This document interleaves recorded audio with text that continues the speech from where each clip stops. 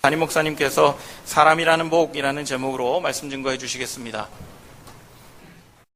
이 시간 우리 믿음의 고백을 하나님께 드림으로 말씀 앞에 나가도록 하겠습니다. 하나님은 나를 사랑하신다. 하나님은 내 인생에 크고 비밀한 계획 가지고 계신다. 하나님은 오늘도 나와 동행하셔서 그 계획 이루어 주신다. 아멘. 그렇게 될 줄로 믿습니다. 아멘. 성경에서 하나님에게 주시는 복은 참으로 다양합니다. 자손의 복도 주시고 건강의 복도 주시고 물질의 복, 권세의 복, 그리고 땅의 복을 주시는 분이 하나님이시기 때문입니다. 복의 종류가 아무리 많을지라도 그 복 중에 가장 큰 복은 하나님께서 저와 여러분과 동행해 주시는 복이라 생각이 됩니다. 그리고 그 복만큼이나 귀한 복이 있다면 사람이라고 하는 복을 주신다는 사실입니다. 제가 사람이 가장 큰 복 중에 하나라고 믿는 이유는 하나님께서 언제나 사람을 통하여서 일하시기 때문입니다. 물론 사람은 자기 힘을 통하여서 내 옆에 내가 원하는 사람을 둘 수도 있습니다. 그러나 내가 내 힘으로 내 옆에 둔 사람은 결코 하나님의 뜻을 이루는 사람이 아니라는 점에서 내게 그 자체로 복이 될 수는 없습니다. 그런 점에서 하나님께서 그분의 뜻을 이루기 위하여 나에게 은혜로 주신 배우자는 내 능력으로 얻은 배우자보다 귀하다 할 수 있을 것입니다. 또한 같은 이치로 내 힘으로 낳은 자녀가 아니라 하나님의 은혜로 얻은 자녀가 더 귀한 자녀라 할 수 있을 것입니다. 단적으로 아브라함에게는 두 아들이 있었다는 것 잘 아실 것입니다. 한 아들은 인간의 방법으로 낳은 이스마엘이라고 하는 아들이고 또 한 아들은 하나님께서 아브라함에게 오직 은혜로 주신 아들입니다. 근데 하나님께서 아브라함에게 뭐라고 말씀하십니까? 하나님의 일은 오직 이삭을 통하여서만 이루시겠다 말씀하십니다. 그러니까 아브라함에게는 이스마엘이나 이삭이나 동일한 아들이었을지 모르겠지만 하나님 눈에는 절대로 똑같은 아들은 아니라는 것입니다. 오직 하나님이 주신 아들을 통하여서만 하나님의 일을 이루실 것이고 그러하기 때문에 오직 이삭만 아브라함에게 복이 될 거라 그렇게 말씀하시는 것입니다. 또한 성경에서 하나님께서 한 남자에게 주시는 가장 귀한 복도 역시 사람입니다. 바로 현숙한 여자라고 하는 존재입니다. 성경이 이렇게 기록을 하죠. 잠언 19장 14절 집과 재물은 조상에게서 상속하거니와 슬기로운 아내는 여호와께로서 말미암느니라. 잠언 31장 10절로 11절 누가 현숙한 여인을 찾아 얻겠느냐 그의 값은 진주보다 더하니라. 그런 자의 남편의 마음은 그를 믿나니 산업이 핍절하지 아니하겠으며. 저는 우리 사랑과 은혜교회 이 3부 예배 출석하는 아내들이야말로 그런 대접 받아 마땅하다 믿습니다. 남편 찾아보실 필요 없습니다.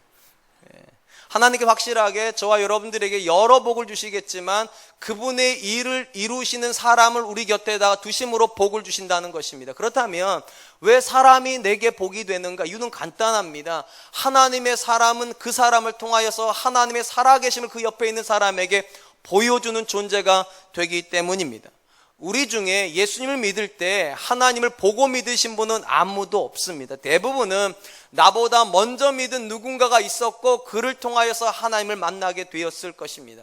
먼저 믿은 부모님이 계셨을 것이고 먼저 믿은 형제가 있었을 것이며 먼저 믿은 배우자가 있었을 것이며 먼저 믿은 스승과 친구들이 있었을 것입니다. 그리고 우리는 그들을 통하여서 하나님을 보았고 그래서 하나님을 믿었습니다. 만약에 우리가 하나님과 동행하는 것을 가장 큰 복이라고 믿으신다면 그 하나님을 내게 보여준 사람이야말로 하나님께서 저와 여러분들에게 주신 복이라고 어찌 안 할 수 있겠습니까? 그런 점에서 사람은 확실히 복 중에 복입니다. 열왕기 5장은 그 내용 자체가 굉장히 독특합니다. 열왕기 5장의 전체의 주인공은 나아만이라고 하는 아람 사람입니다. 여러분, 이 나아만은 아람 땅에서 나고 자란 전형적인 이방인임에도 불구하고 놀랍게도 성경 전체 한 장을 그대로 차지하고 있다는 점에서 매우 이례적이라 할 수 있을 것입니다. 분명한 것은 이방인이기 때문에 하나님을 만날 가능성이 거의 없다고 보아야 될 이 사람이 성경에 기록되었다는 말은 이 사람이 하나님을 만났기 때문일 것입니다. 여러분이 잘 아시는 대로 이 나아만은 아람 사람이라고 하는 특징만 가지고 있는 것이 아니라 그 당시 사람들에게 저주로 여겨졌던 나병 환자였습니다. 근데 어느 날 이 사람이 이스라엘 땅에 와가지고 나음을 입었고 그래서 성경에 그 사람의 이름이 기록이 되었습니다. 그렇다면 아람 사람이었는데 어떻게 나아만이 이스라엘 땅을 밟게 되었는가? 이 사람이 이스라엘 땅에 오게 된 중요한 이유가 성경에 이렇게 기록이 되어 있습니다. 열왕기하 5장 2절로 3절. 전에 아람 사람이 떼를 지어 나가서 이스라엘 땅에서 어린 소녀 하나를 사로잡음에 그가 나아만의 아내에게 수종들더니 그의 여주인에게 이르되 우리 주인이 사마리아에 계신 선지자 앞에 계셨으면 좋겠나이다. 그가 그 나병을 고치리라 하는지라. 나아만이 이스라엘 사람들과 전쟁을 하다가 한 명의 전쟁포로를 잡았는데 이름은 기록이 되어 있지 않지만 한 소녀입니다. 이 나아만이 그 소녀를 데려다가 자기 아내의 몸종으로 삼았던 듯 싶습니다. 근데 얼마의 시간이 흘렀는지 모르겠지만 이 이스라엘 소녀가 이런 말을 합니다. 나의 주인이 사마리아에 있는 하나님의 선지자 앞에 섰으면 좋겠다고, 그는 그 병을 고칠 수 있다고. 이 말이 나아만의 귀에 들어왔습니다. 그리고 그때부터 이스라엘 땅으로 가기로 작정을 합니다. 왕에게 가서 친서를 요청을 하였고 왕은 기꺼이 친서를 써줍니다. 그 편지를 들고 이스라엘 땅에 왔습니다. 내용은 다 하시니까 다 자르고 결과적으로 그는 요단강에서 7번 목욕을 하고 깨끗이 나음을 받았습니다. 그리고 그가 고향으로 가기 이전에 다시 이 엘리사에게 다가와서 한 말이 성경에 이렇게 기록이 되어 있습니다. 열왕기하 5장 15절 상반절입니다. 나아만이 모든 군대와 함께 하나님의 사람에게로 돌아와서 그의 앞에 서서 이르되 내가 이제 이스라엘 외에는 온 천하에 신이 없는 줄을 아나이다. 나아만이 비로소 굉장히 중요한 사실을 하나 깨닫게 됩니다. 하나님 외에 온 천하에 어떤 신도 존재하지 않는다. 가장 큰 복을 만났다는 겁니다. 하나님이 살아계시고 그 하나님이 나에게 긍휼을 베푸셨다는 이 가장 큰 사실을 깨닫고 나니까 나머지 자기가 어렸을 때부터 섬겼던 우상은 나 것이라는 걸 깨닫게 된 것입니다. 그러니까 나만의 인생에서 가장 큰 복은 하나님을 만난 복이겠죠. 그리고 이것이 가장 큰 복이라면 이 복을 가능케 했던 존재가 누구입니까? 이름 없는 한 어린 소녀입니다. 당연히 이 나아만에게서 이 어린 소녀야말로 진짜 복이겠죠. 우연히 얻은 자녀일지 모르겠지만, 우연히 전쟁포로로 데려온 어린 소녀일지 모르겠지만 하나님께서 그 인생에 보내주신 가장 귀한 선물일 것입니다. 어쩌면 지금 여러분의 가정에 와 있는 그 어린 손녀가 그런 자녀일지 모릅니다. 어쩌면 여러분이 지금 나와서 기르고 있는 그 아들이 그런 자녀일지 모릅니다. 어떤 점에서요? 그 자녀 때문에 하나님께 올 수 있다면, 그 자녀 때문에 하나님을 고백할 수 있다면, 제가 그래서 가끔 그런 말씀 드리잖아요. 공부 잘하는 아들이, 딸이 효자가 아니라 사실은 나로 기도하게 만들어주는, 도무지 공부를 못할 것 같아서 내가 기도 안 해주면 도무지 인생이 안 펼쳐질 것 같아서, 그래서 그 자녀가 내게는 효녀가 되고 효자가 된다고 종종 말씀드린다. 어쨌든 간에 이 나아만에게 있어서 한 번도 그 소녀가 복이 될 거라 생각을 하지 못했는데 그 소녀 때문에 하나님을 만나고 나니까 그 소녀가 하나님의 복이지요. 오늘 본문 말씀도 우리가 살펴볼 내용도 똑같은 내용이라고 생각하면 됩니다. 하나님께서 한 사람의 인생에 주시는 가장 큰 복이 무엇인가? 바로 사람이라고 하는 복이라는 사실입니다. 우리가 지난 시간에 살펴본 것처럼 나오미의 두 며느리가 나오미와 함께 이스라엘 땅으로 돌아가려고 합니다. 그런데 나오미는 극구 그 발걸음을 말립니다. 이유는 간단하다고 말씀드렸어요. 그녀들이 생각하는 것처럼 그 여정이 단순한 여정이 아니고 희생을 감수하고 고난을 감내해야 되는 어려운 여정이기 때문에 돌아가라고 말을 했습니다. 그리고 큰 며느리로 여겨지는 오르바가 볼에다 뽀뽀를 하고 볼키스를 하고 돌아갔다는 이야기가 지난 시간까지 이야기였습니다. 이제 남은 것은 나오미와 룻이 남았습니다. 이쯤 되면 그냥 데려가면 될 건데 나오미가 다시 룻을 주목하면서 이렇게 이야기하면서 이야기는 시작이 됩니다. 15절 나오미가 또 이르되 보라 내 동서는 그의 백성과 그의 신들에게로 돌아가니 너도 너의 동서를 따라 돌아가라. 지난 시간까지 포함을 하면 나오미가 자기 며느리에게 돌아가라고 하는 이야기가 3번 계속 반복됩니다. 돌아가라, 돌아가라, 돌아가라. 심지어 네가 돌아가도 누구도 욕을 하지 않는 이유는 너의 동서도 갔으니까 너도 가도 된다라고 이야기를 합니다. 신앙적 관점에서 보면 이런 나오미의 행동은 정말로 이해가 안 됩니다. 분명한 것은 나오미가 그 정도 이야기를 했고 오르바가 갔고 룻은 남았다면 이 아이라 말은 이 여자는 데리고 가야죠. 심지어 나오미가 가려고 하는 길이 나쁜 길도 아니잖아요. 하나님을 믿으러 가는 것이고 하나님 백성이 데리고 가는 길이라면 당연히 데리고 가야 될 것 같은데 끝까지 나오미는 다시 확인합니다. 돌아가라고. 너의 동서도 돌아갔으니까 너도 돌아가라고 그렇게 이야기를 합니다. 왜 이러는 걸까요? 우리가 지난 시간에도 말씀드렸듯이 절대로 나오미는 며느리 안에 있는 신앙을 꺾으려고 이야기하는 것은 아닙니다. 오히려 나오미가 다시 확인하고 싶었던 건 하나입니다. 지금 나오미가 가려고 하는 신앙의 여정이 절대적으로 그냥 갈 수 있는 여정은 아니라는 것이죠.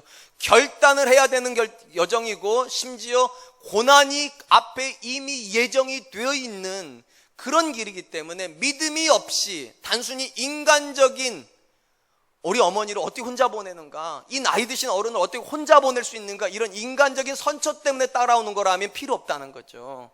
그건 나를 도와주는 것이 아니고 너의 고향으로 돌아가는 것이 나를 도와주는 거라고 지금 이야기를 하는 것입니다.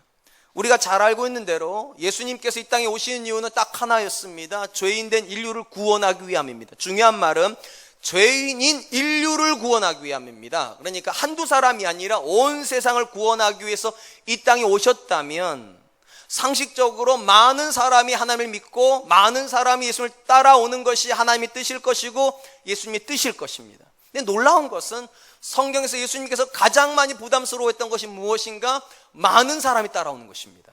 이 참 말이 안 되는 게 한두 사람을 구원하러 오신 것이 아니라 온 인류를 구원하러 오셨다니까요. 그런데 많은 사람이 따라오는 것을 환영하신 것이 아니라 오히려 그것을 부담스럽게 여기시고 따라오는 자들에게 뭐라고 말씀하시는가? 이렇게 말합니다. 누가복음 9장 23절, 또 무리에게 이르시되 아무든지 나를 따라오려거든 자기를 부인하고 날마다 제 십자가를 지고 나를 따를 것이니라. 의심의 여지 없이 예수님을 떠나가는 것보다 예수님에게 오는 것이 하나님의 뜻일 것이고 예수님도 그걸 원하셨을 것입니다. 그런데 왜 예수님께서 많은 사람이 예수님을 따르는 걸 부담스러워하는가? 그들의 태도에 문제가 있다는 것입니다. 다른 사람도 믿으니까 나도 한번 믿어볼까? 누구는 예수님 따르다가 병 고쳤다는데 나도 혹시 병 나을라나? 이렇게 혹시나 그러면 좋지 않을라나 막연한 기대감을 가지고 주님을 따라오는 것에 대해서 언제나 예수님이 뭐라고 말씀하시는가? 그런 생각으로는 안 된다고. 어떤 각오가 필요하다는 겁니까? 자기를 부인하고 날마다 자기 십자가를 지는 결단이 없으면 아무리 많은 사람을 구원하러 왔을지라도 모든 무리가 나를 따라올 수는 없다고. 오늘 본문에서 나오미가 다시 한번 룻에게 확인하려고 하는 건 그것입니다. 아무리 너 안에 선한 의지가 있고 심지어 오르바가 떠난 시점에 네가 여기 남아있을지라도, 네가 인간적으로 오르바보다 더 좋은 사람일지라도 내가 가려고 하는 여정은 인간의 생각으로는 못 가는 여정이라고. 각오가 되어 있어야 되고 믿음의 결단이 있어야 된다고 재차 확인하는 것입니다. 그러니까 나오미는 지금 룻에게 다시 질문하는 거예요. 너에게 그 믿음이 있냐고. 고난을 앞에 뻔히 보이는 그 고난을 이기고 뚫고 나갈 수 있는 그런 의지가 있냐라고 물어보는 것입니다. 사랑하는 성도 여러분, 우리가 하나님을 향해서 가지고 있는 신앙의 고백은 어떤 모습을 가지고 있습니까? 예수님을 믿는 것이 안 믿는 것보다 좋을 것 같아서 믿는 것입니까? 예수님 믿으면 복을 받는다고 사람들이 이야기하니까 혹시라도 나도 복을 받지 않으려나? 내 자녀가 잘 되지 않으려나? 그런 막연한 기대감을 가지고 예수 믿으십니까? 그 자체가 나쁘다고 말씀드릴 수는 없겠지만 그것이 신앙의 본질은 아니라고 말씀드리고 싶습니다. 왜냐하면 성경이 말하는 신앙은 본질이 고난입니다. 십자가를 져야 되는 것이고 십자가를 지기 전에 먼저 자기를 부인하는 고난이 있어야만 합니다. 여러분 잘 아시다시피 하나님의 뜻이 있고 사람의 뜻이 있습니다. 그리고 대부분의 경우는 사람의 뜻이 하나님의 뜻에 걸림돌이 됩니다. 그렇기 때문에 내 뜻을 꺾지 않으면 하나님의 뜻은 이루어지지 않습니다. 그래서 신앙은 출발 자체가 자기 부정이라고 하는 고난을 동반하게 되는 것입니다. 근데 많은 경우 우리는 고난을 신앙의 여정으로 생각을 하지 않고 복을 신앙의 여정으로 생각을 합니다. 그러다 보니까 문제가 생기는 거예요. 물론 하나님께서 우리에게 복을 주시는 건 맞습니다. 그러나 전제는 이것입니다. 고난이 먼저 가는 것이고 복이 따라가는 것입니다. 우리가 잘 아는 것처럼 믿음의 조상이라고 불리는 사람이 아브라함입니다. 하나님께서 아브라함을 어떻게 부르셨습니까? 복을 약속하시고 그를 데리고 가셨습니까? 아니면 고난을 먼저 말씀하시고 복을 주시겠다 말씀하십니까? 사실은 후자입니다. 아브라함에게 뭐라고 말씀하셨는가? 본토 친척 아비집을 떠나라고. 여러분, 이거는 참 놀라운, 무서운 선언입니다. 아브라함의 모든 걸 다 뽑으라는 거잖아요. 익숙한 모든 걸 다 뽑아가지고 익숙하지 않은 공간으로 가라고 고난을 말씀하셨어요. 놀라운 것은 아브라함이 그 고난의 여정을 올라서자 하나님께 그때서야 비로소 뭐를 약속하시는가? 내가 복을 주겠다고 너한테. 그러니까 고난을 각오하고 그 길을 갈 때 하나님께서 그에게 복을 주셨다면 똑같습니다. 저와 여러분들도 결국은 그 믿음의 여정을 걸어가는 사람이라면 당연히 믿음의 각오가 없고 십자가에 대한 결단이 없는데 신앙이라 부르기는 어렵지요. 분명히 하나님께서 저와 여러분들에게 복을 주십니다. 전제가 있습니다. 고난을 자처할 때예요. 내 뜻을 꺾으려고 할 때예요. 나를 쳐서 복종시키려고 할 때 하나님께서 그 사람에게 복을 주실 것입니다. 심지어 누가복음에 보면 예수님께서 하나님의 길을 가는 것도 결코 쉬운 결정은 아니었다는 사실을 보여줍니다. 누가복음 9장 51절 예수께서 승천하실 기약이 차감해 예루살렘을 향하여 올라가시기로 굳게 결심하고, 여러분 전 이 말씀이 참 마음에 와닿아요. 예수님께서 예루살렘에 올라가기로 어떻게 하셨다고요? 굳게 결심했다고. 여러분 왜 굳게 결심합니까? 예수님이 아시는 것이 있거든요. 예루살렘에서 본인을 기다리고 있는 건 영광이 아니라 십자가라는 사실을요. 그리고 그 십자가는 예수님에게도 굉장한 부담이었습니다. 그래서 가볍게 못 올라갔죠. 굳게 결심을 해야 되고, 심지어 예수님께서 십자가를 지시는 바로 전날에는 땀방울이 핏방울이 될 정도로 기도를 해야지만 되는 일이었습니다.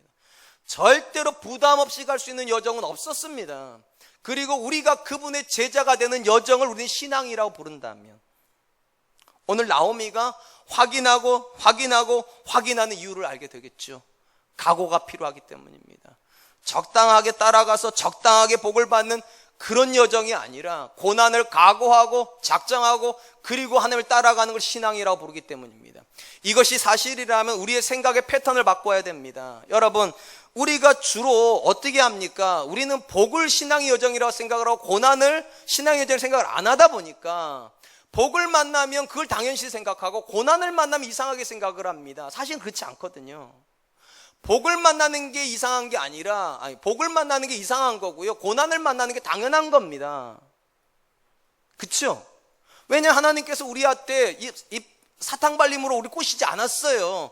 분명히 예수님 말씀하셨어요. 아무든지 나를 따라오려거든 자기를 부인하고 날마다 자기 십자가를 지고 따라오라고 그렇게 말하고 부르셨다는 점에서 우리가 인생을 살아가다 고난을 만나면 그건 당연한 겁니다. 그런데 고난을 예상하고 가다가 갑자기 복을 받았으면 이거야말로 놀라운 거예요. 그렇기 때문에 그냥 감사할 수 없어요. 감격하여 감사해야 됩니다. 고난을 주신 것이 아니라 내게 복을 주셨으니까. 그런 점에서 우리가 성경에서 유심히 들어야 되고 유심히 생각을 해야 되는 명령 하나가 있습니다. 범사에 감사라는 명령입니다.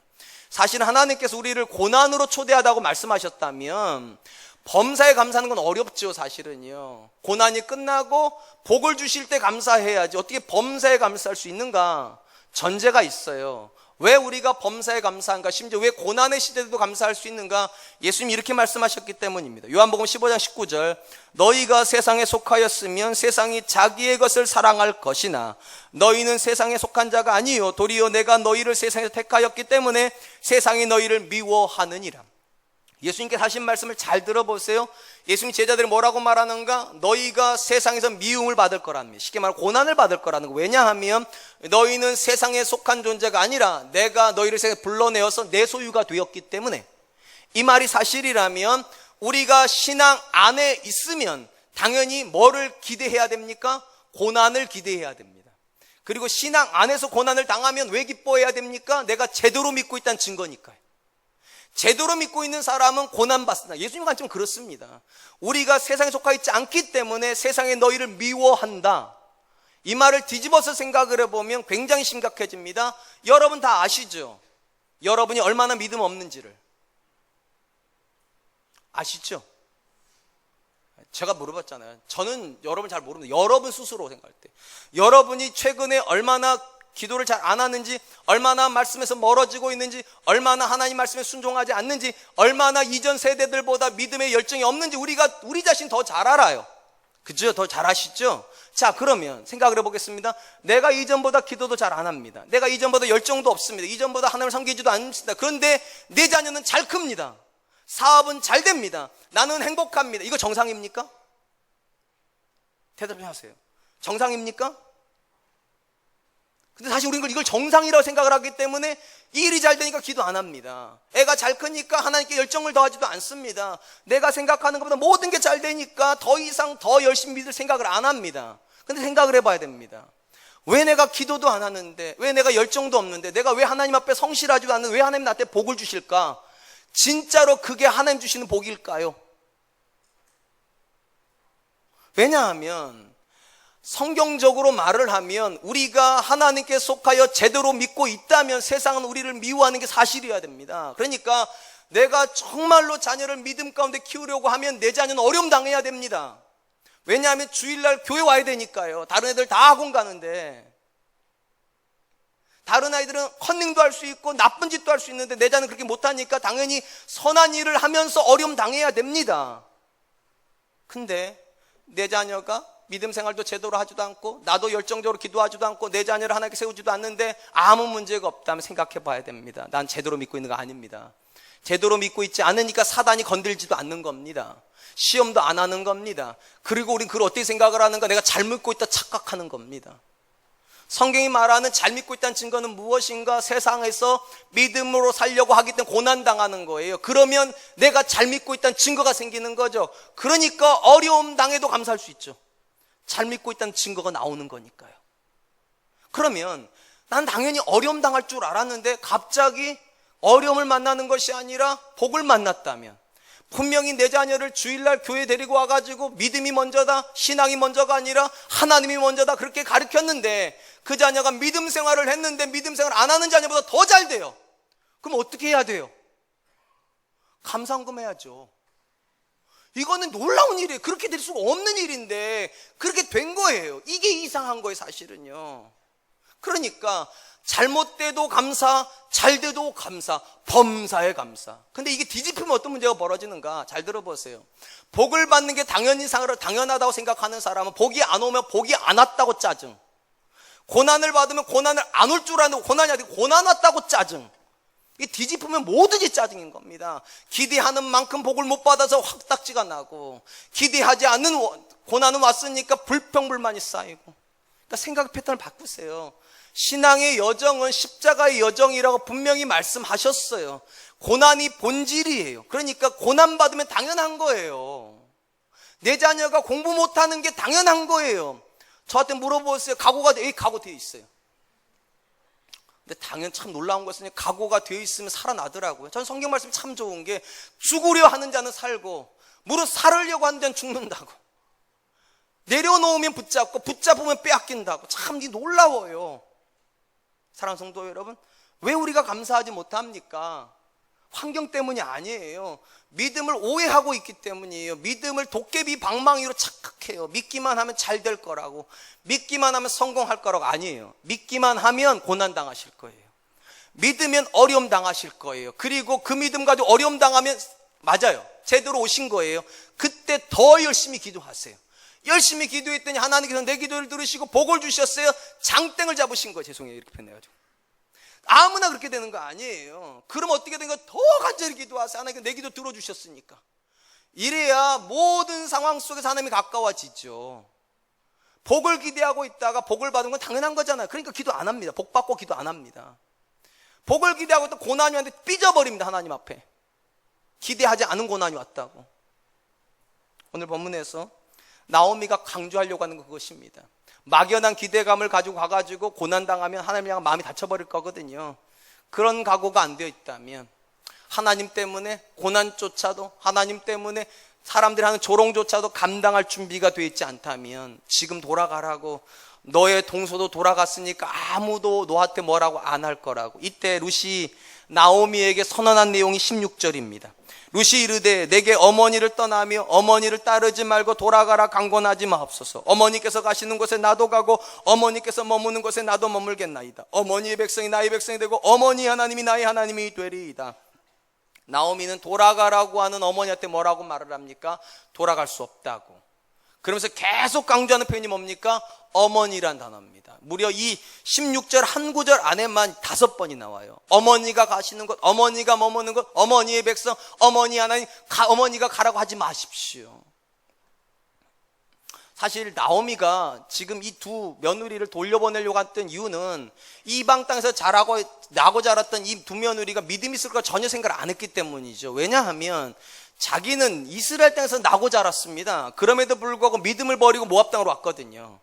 그러니까 나고 자란 지역도 자기는 이스라엘 땅이고 두 며느리는 모압 땅이고, 믿음이 있던 자기도 실족해서 왔는데 하물며 믿음이 없었던 이 두 며느리가 당한 어려움 때문에 믿음이 있을 건 아예 생각을 안 하는 거죠. 그리고 돌려보내려고 하는데 놀라운 것은 한 번도 예배 드려본 적도 없고 한 번도 성막에 가본 적도 없는 이 룻이 대단한 믿음을 고백한다는 겁니다. 어머니의 하나님이 나의 하나님이 된다고.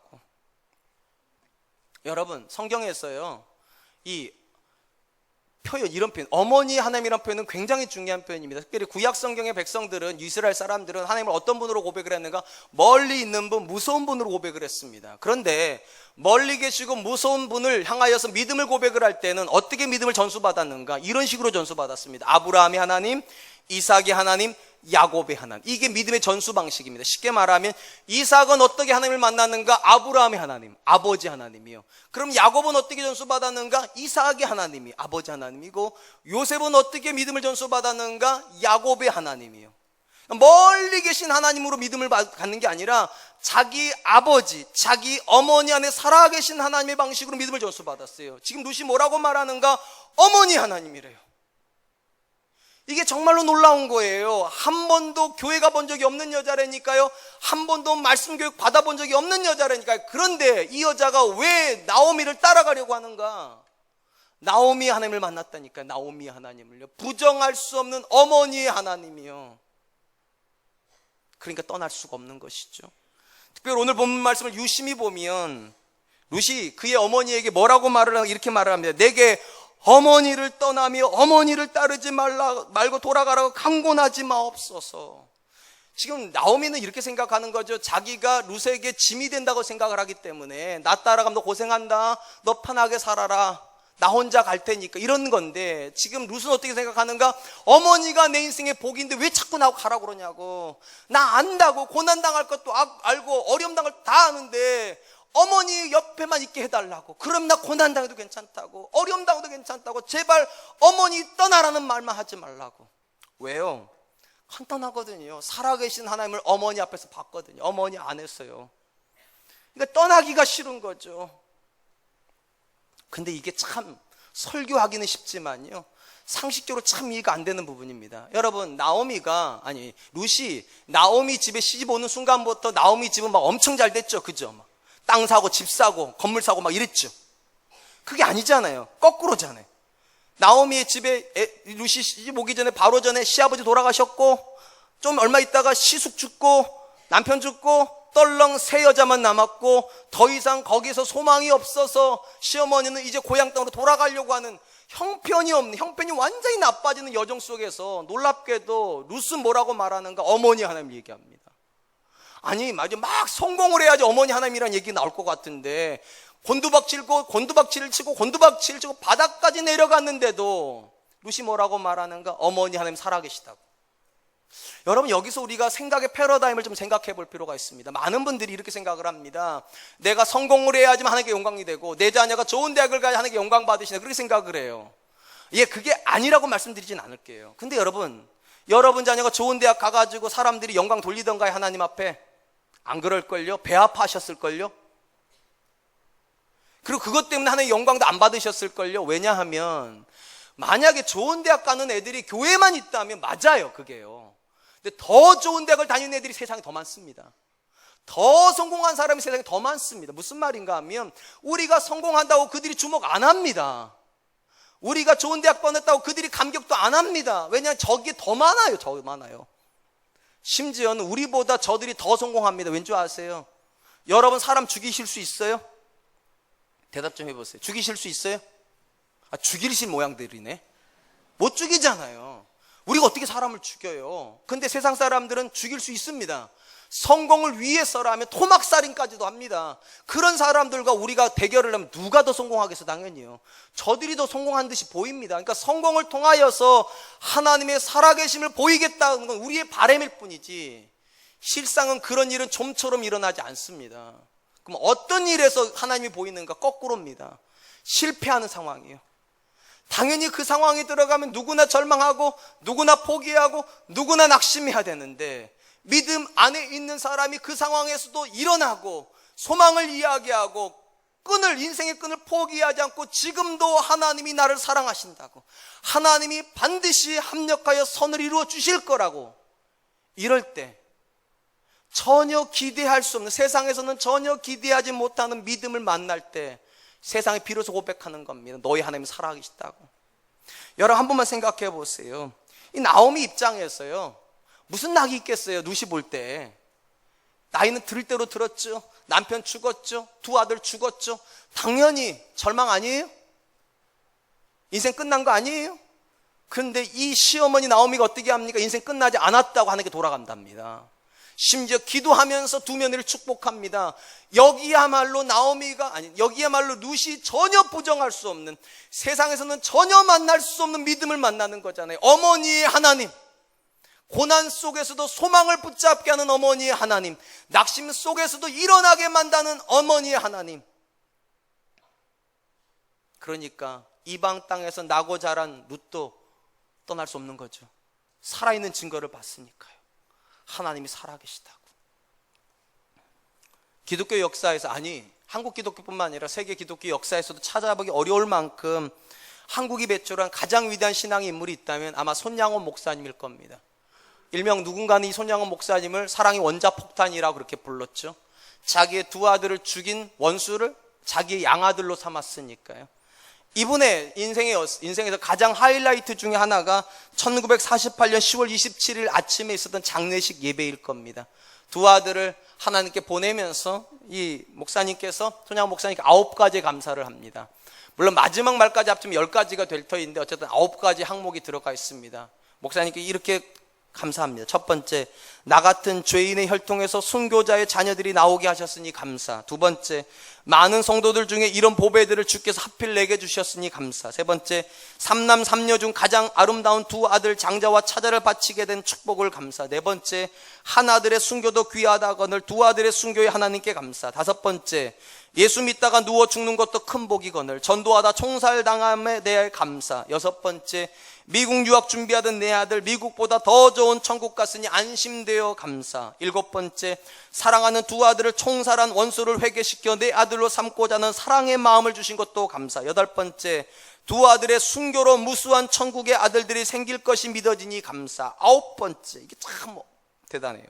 역경 중에 8가지 진리와 하나님의 사랑을 찾은 기쁜 마음, 여유 있는 믿음을 주신 우리 주께 감사. 끝으로 분수에 넘치는 과분한 큰 복을 주신 하나님께 모든 영광을 돌립니다. 다 놀라운데요, 9번째가 참 놀라워요. 역경 중에 8가지 진리와 하나님의 사랑을 찾은 기쁨. 두 아들이 죽었는데요, 죽창에 찔려서 20대도 안 된 두 아들이 인생에서 사라져 버렸는데도 하나님의 사랑을 찾은 기쁜 마음, 여유 있는 믿음. 사랑하는 성도 여러분, 믿음이 언제 능력이 될까요? 신앙이 언제 능력이 될까요? 룻의 눈에 왜 나오미 인생이 실패자로 보이지 않는 걸까요? 사실 나오미는 자기 인생이 실패라고 생각을 합니다. 그래서 고향 땅에 가가지고 더 이상 자기를 나오미라, 기쁨이라 부르지 말고 말하라, 쓰다, 실패자다, 그렇게 부르라고 말을 했는데, 지금 룻은 나오미 인생을 실패라고 말하지 않아요. 왜요? 하나님의 살아계심을 보여주고 있다는 거예요. 어머니는 절대로 실패자가 아니라는 거예요. 왜냐? 하나님이 어머니와 함께 계시니까. 그리고 나는 어머니와 함께 가겠다고. 여러분은 죽음에 대해서 어느 정도 생각하십니까? 저는 여러분이 생각하는 것보다 훨씬 많은 죽음에 대한 생각을 합니다. 왜냐하면 저희 아버지가 57세에 돌아가셨습니다. 저희 할아버지도 그렇게 길게 살지 않으셨습니다. 60대 초반에 돌아가셨습니다. 그러니까 생물학적으로 저에게 남은 시간이 그렇게 많지는 않습니다. 생물학적으로요. 믿음으로는 백수할 겁니다. 걱정하지 마세요. 근데 생물학적으로는 저한테 많은 시간이 남지 않았기 때문에 참 많은 생각을 합니다. 거울을 볼 때마다, 왜냐면 제 얼굴 속에 우리 아버지가 있어요. 오래 남지 않았을 거라는 생각도 많고요. 생물학적으로는. 그래서 많은 생각을 하는데 죽을 때를 생각을 합니다. 내가 죽을 때 내 옆에 내 아내도 있을 것이고 내 두 자녀도 있을 텐데, 그때 우리 아들들이, 또 내 며느리들이, 내 손주들이 나한테 뭐라고 이야기를 할까? 제가 많은 재산을 못 남겨줄 겁니다. 아니, 거의 못 남겨줄 겁니다. 우리 큰아들이 저한테 이렇게 얘기했어요. 아빠, 많은 재산을 남겨주시지 않아도 괜찮아요. 아버지가 내 인생의 유산이었어요. 멋있어요. 기대를 그렇게 한다는 거죠. 우리 둘째 녀석 옆에서 말해요. 맞아요, 아빠. 형이 한 말 그대로예요. 나는 아빠 안에서 하나님 살아계심을 봤다고. 그거면 됐다고. 아빠의 하나님 내 하나님이 됐고, 내 아내의 하나님이 됐고, 내 손주의 하나님이 됐는데, 아빠 그거면 됐죠. 천국 가서 다시 만나요. 나는 아빠의 아들이었던 게 행복했어요. 그게 제가 꿈꾸는 죽음이에요. 매일같이 생각을 해요. 과연 내 아들들에게 그런 고백이 나올 수 있을까? 내가 과연 이 나오미가 그랬던 것처럼 어머니의 하나님, 어머니의 백성, 어머니가 가시는 곳, 어머니가 머무는 곳, 나도 머물고 나도 가고 나도 믿겠다고 과연 그럴 수 있을까? 엄밀히 말하면 이 자리에 앉아있는 대부분의 분들은 나오미보다 더 성공한 분들입니다. 더 많이 가지셨고 더 많이 배우셨고 더 행복해 보이시니까. 그렇다면 여러분들이 나오미보다 더 성공했습니까? 저는 그렇게 보이지 않습니다. 저보다도 나오미가 더 성공했습니다. 인생은 완전 실패인데, 인생은 완전히 바닥인데 그 며느리가 인정하잖아요. 어머니의 하나님. 제가 요셉을 참 좋아한다고 말씀드렸죠. 요셉은 17살 나이에 종으로 팔려갑니다. 37장에 팔려가고요. 38장에서 유다의 이야기가 넘어가는 39장에서 이제 다시 앵글이 요셉에게 맞춰지는데, 특이한 것은 이 앵글을 쥐고 있는 사람이 카메라 감독이 보디발인 것처럼 보인다는 겁니다. 보디발의 눈에 비춰지는 요셉의 관점이 창세기 39장입니다. 보디발의 눈에 요셉이 어떻게 비춰졌는가? 창세기 39장 1절로 3절. 요셉이 이끌려 애굽에 내려가매 바로의 신하 친유대장 애굽 사람 보디발이 그를 그리로 데려간 이스마엘 사람의 손에서 요셉을 산이라. 여호와께서 요셉과 함께 하심으로 그가 형통한 자가 되어 그의 주인 애굽 사람의 집에 있으니 그의 주인이 여호와께서 그와 함께 하심을 보며 또 여호와께서 그의 범사 형통케 하심을 보았더라. 여러분, 지금 이 보디발이 그의 시각에서 바라보는 요셉은 어떤 사람입니까? 형통한 사람입니다. 그리고 하나님이 그와 함께 계시다고 그렇게 표현합니다. 여러분, 저는 이게 참 이해가 안 돼요. 어떻게 하나님이 그와 함께 계시는데 형들에게 팔릴 수 있습니까? 어떻게 하나님이 그와 함께 계시는데 17살의 노예가 될 수 있냐고요. 이건 말이 안 되잖아요. 이방인 그 요셉을 사가지고 온 사람이 근데 뭐라고 말을 하는가? 하나님이 그와 함께 계시대요. 형통하대요. 도대체 뭘 받길래? 혹시 요셉이 일을 엄청 잘했을까요?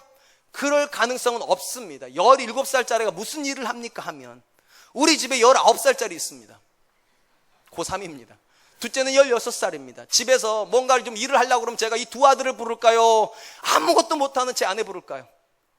제 아내 부릅니다.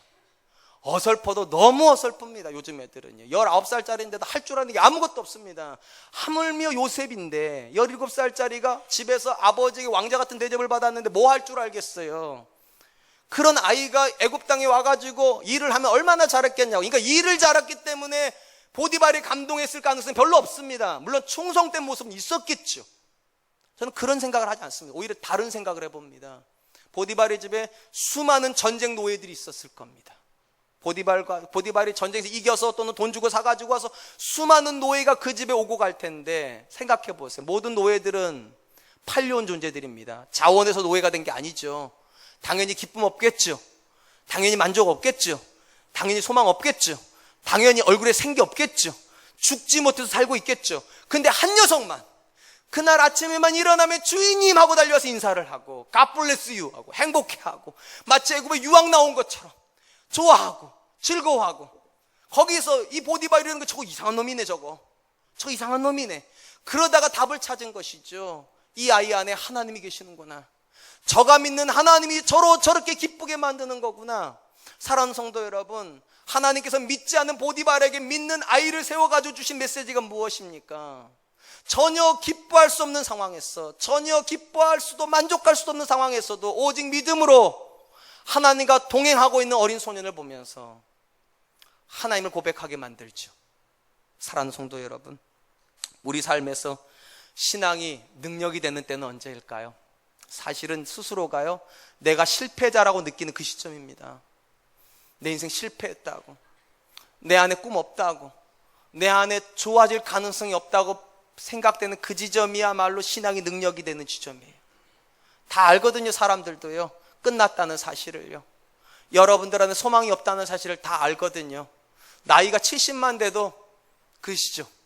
사람들이 노인 취급하잖아요. 난 아주 쌩쌩한데. 우리 어르신들이 그러더라고. 난 쌩쌩한데 노인 취급한다고. 끝났다는 거잖아요. 진짜 끝났을까요? 아니에요. 아브라함은 100세의 아들도 낳았어요. 낳으란 얘기는 아니에요. 끝나지 않았다는 거예요. 하나님 안에서 인생 끝나지 않았어요. 사람들 눈에는, 내 눈에는 내 인생이 끝난 것 같고 그들의 눈에도 내가 끝난 것 같아도 하나님 눈에 끝나지 않았다고요. 그걸 왜 안 보여주냐는 거예요. 룻은 보았습니다. 나오미 인생에서 끝난 것 같은 그 지점에서 살아계신 하나님을요. 그리고 최종적으로 이렇게 선언합니다. 17절, 어머니께서 죽으시는 곳에서 나도 죽어 거기 묻힐 것이라. 만일 내가 죽는 일 외에 어머니를 떠나면 여호와께서 내게 벌을 내리시고 더 내리시기를 원하나이다 하는지라. 여러분, 이 여자가요, 믿음이 없는 여자인 줄 알았는데 나오미 뭐라고 말하는가? 하나님께서 죽는 일 외에 내가 어머니를 떠나면 벌을 내리시라고 서원을 해버려요. 서원을요. 그러니까 나오미가 거기서 딱 멈춥니다. 얘는 진짜구나. 진짜로 믿음으로 가려고 하는 거구나. 사랑하는 성도 여러분, 도대체 이방 땅에서 태어나가지고 한 번도 예배 드려본 적도 없고 한 번도 말씀 교육을 받아본 적도 없는 이 룻은 언제 이렇게 하나님을 만난 걸까요? 도대체 어디서 신앙의 교육을 다 받은 걸까요? 혹시 여러분, 나오미가 집에서 매일같이 가정 예배 드렸을 거라고 착각하십니까? 그럴 가능성은 거의 없다고 보아야 됩니다. 딱 하나죠. 고난 속에서도 일어나려고 하는 시어머니요, 고난 속에서 하나님 바라보려고 하는 그 믿음이요, 절망 속에서도 며느리를 축복하려고 하는 그 신앙의 굳은 의지요, 그리고 룻이 고백하라죠. 어머니 하나님이 나의 하나님 되기를 원합니다. 이 자리에 계신 우리 사랑하는 성도님들이 누군가에게 그런 분들 되셨으면 좋겠어요. 우리 어머니 하나님이 나의 하나님이고, 우리 아버지 하나님이 나의 하나님 되기를 원하고, 우리 남편 하나님이 나의 하나님 되기를 원하고, 우리 아내 하나님이 나의 하나님 되기를 원하고. 설교를 마치기 전에 제가 약간 낯뜨거운 이야기를 좀 할 테니까 용서하세요. 제가 요즘 가장 많이 쓰는 표현 중에 하나가 자랑스럽다는 표현입니다. I'm proud of you. 이거 참 좋아요. 제가 요즘 너무 자랑스럽다. 그럼 제가 요즘 누가 제일 자랑스러울까? 여러분요. 이거 거짓말이야. 제가 정말 거짓말 잘 못하는 거 아시죠? 제가 지난 주간에 갑자기요, 뭘 하나 좀 만들고 싶은 생각이 들었어요. 그래서 스티로포를 사다가 조각칼로 작품을 하나 만들어서 우리 집에 와 있어요. 제가 만든 게요. 뭐 만들었을 것 같습니까? 로고 만들었습니다. 교회 로고요. 물결 무늬 만들고 파란색으로 탁 칠해가지고 탁 갖다 놨습니다. 제 아내가 물어보더라고. 왜 그거 만드냐고. 제가 이렇게 말했어요. 너무 자랑스러워서. 나는 사랑과 은혜 교회가 너무 자랑스러워서. 왜 자랑스러운 줄 아세요? 저에게 하나님이 살아계시다는 걸 가르쳐준 교회고요, 하나님께서 지금도 역사하실 수 있다는 걸 가르쳐준 교회가 사랑과 은혜 교회예요. 갑자기 그게 너무 믿어지니까 전 사랑과 은혜 교회가 너무 자랑스럽고, 사랑과 은혜 교회가 우리 집 안에도 좀 있어야 되겠다. 우리 집에다 로고를 2개나 제가 박아놨다니까요. 작품으로 하나, 벽에다가 하나. 우리 아이들한테도 보여주고 싶었어요. 사랑과 은혜 교회는 살아있는 교회라고. 사랑과 은혜 교회의 하나님은 살아계신 하나님이라고. 저는 우리 사랑과 은혜교회 성도님들이 사랑과 은혜교회라고 믿습니다. 그러므로 여러분들도 여러분의 자녀에게 그런 분들 되어주십시오. 어머니 하나님이란 말씀 들으십시오. 하나님, 아버지 하나님이라는 고백을 들으시는 것이 우리 인생의 진짜 성공이라는 이 믿음 가지고 기도하실 수 있었으면 좋겠습니다.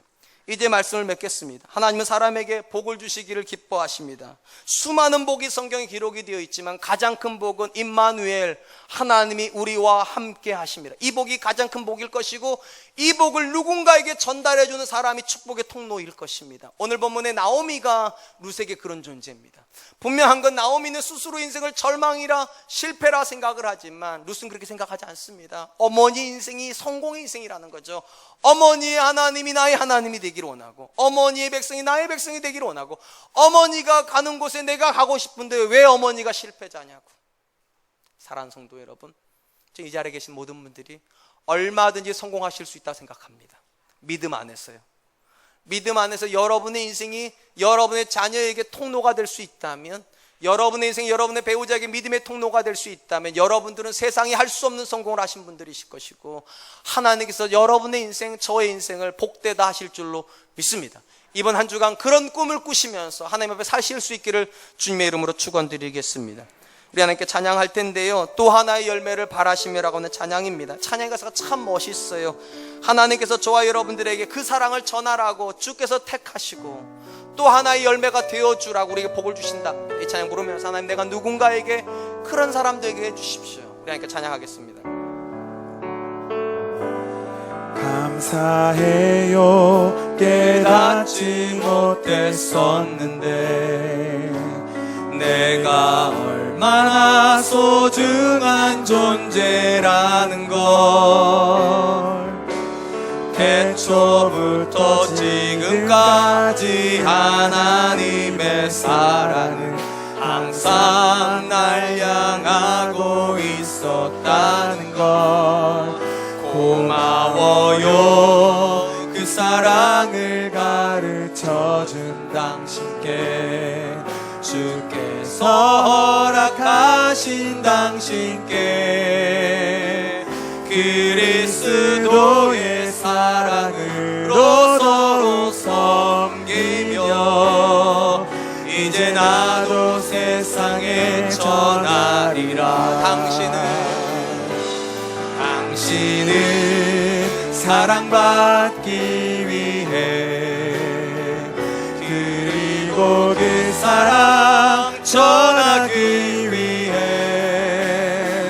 주께서 택하시고 이 땅에 심으셨네. 또 하나의 열매를 바라시며 감사해요. 깨닫지 못했었는데 내가 얼마나 소중한 존재라는 걸 태초부터 지금까지 하나님의 사랑은 항상 날 향하고 있었다는 걸 고마워요. 그 사랑을 가르쳐준 당신께, 주께서 허락하신 당신께 그리스도의 사랑으로 더욱 섬기며 이제 나도 세상에 전하리라.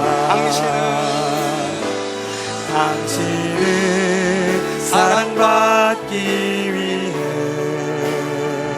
그리고 그 사랑 전하기 위해 주께서 택하시고 이 땅에 심으셨네. 또 하나의 열매를 바라시며 당신은 우리 옆에 사람을 축복하면서 당신은 사랑받기 위해 그리고 그 사랑 전하기 위해 주께서 택하시고 이 땅에 심으셨네. 또 하나의 열매를 바라시며. 여러분들은 그런 분들이십니다. 여러분들은 제게 너무 귀한 분들이고 사랑과 은혜께 너무 귀한 분들이고 하나님께도 너무 귀한 분들입니다. 이제 그 귀함을 여러분의 자녀들에게도 보여주시지 않겠습니까? 여러분의 자녀들이 여러분 보면서 어머니 하나님을, 아버지 하나님을, 할아버지 할머니를, 할머니 하나님을 나도 믿고 나도 그 길을 가고 싶다고, 하나님 내 믿음을 그렇게 써달라고, 하나님 내게 주신 믿음이 나 하나로 끝나지 말게 하여 주시고 또 하나의 열매를 맺는 믿음 되게 하여 주시옵소서. 나오미 인생이 실패인 것 같지만 절대로 실패가 아닌 것은 그의 믿음이 며느리에게, 이방인 며느리에게 전달될 수 있었다면 하나님 나도 그렇게 쓰임받게 하여 주시옵소서. 우리 같이 한번 잠깐 같이 기도하도록 하겠습니다. 기도하겠습니다. 하나님 아버지 하나님 감사합니다. 우리 귀한 시간 주시고 우리 눈에는 실패한 것처럼 보이고 우리 눈에는 아무런 소망이 없어 보이는 나오미 인생을 의시 축복하면서 어머니 하나님은 나의 하나님 될 것이고 어머니의 백성이 나의 백성이 될 것이며 어머니가 가는 곳에 나도 가겠다고 말하는 그 믿음의 고백 앞에 우리가 섭니다. 그리고 부끄러움을 느낍니다. 하나님 우리는 더 많은 것을 자녀에게 주고 있는 것 같고 더 성공한 것 같지만 정작 나로 말미암아 내 자녀가 믿음 앞에 서지 못하고 나로 말미암아 내 배우자가 내 앞에 서지 못한다면 이 시간 나도 그렇게 쓰임받게 하여 주시옵소서.